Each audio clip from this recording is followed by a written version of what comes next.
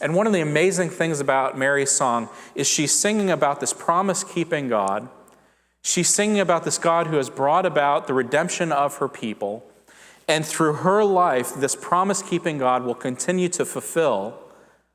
the promises that God has declared and bring about the hope that God has already begun in his people in Israel.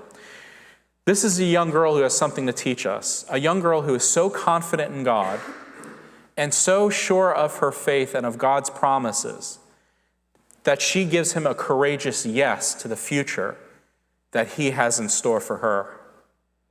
The change that she is going to have, not only the changes of the whole world, but the changes she's going to see in her own life of moving from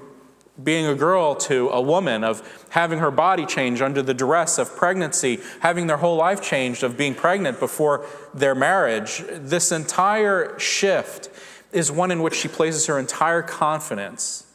in this promise-keeping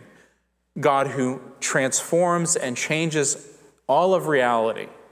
the moral world, the economic world, the social world, into what God has promised, and stands confidently in that, enough to sing this song of joy, this song of revolution of joy,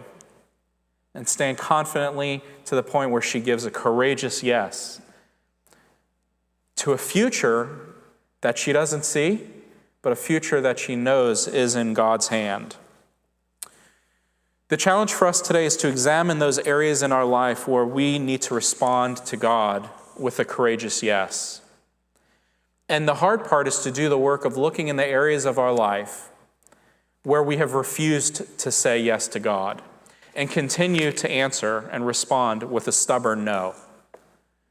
Where are those points in your life where there is change or where God is working in your life, even in places of discomfort or displacement, where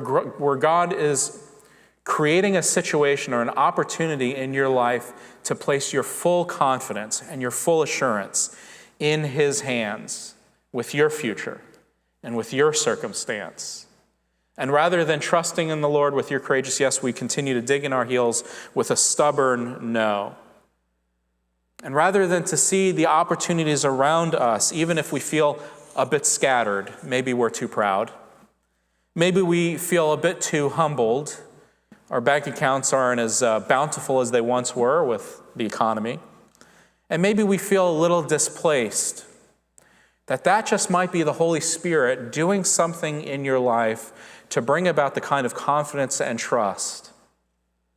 that allows you to walk in that same great faith that Mary models for us.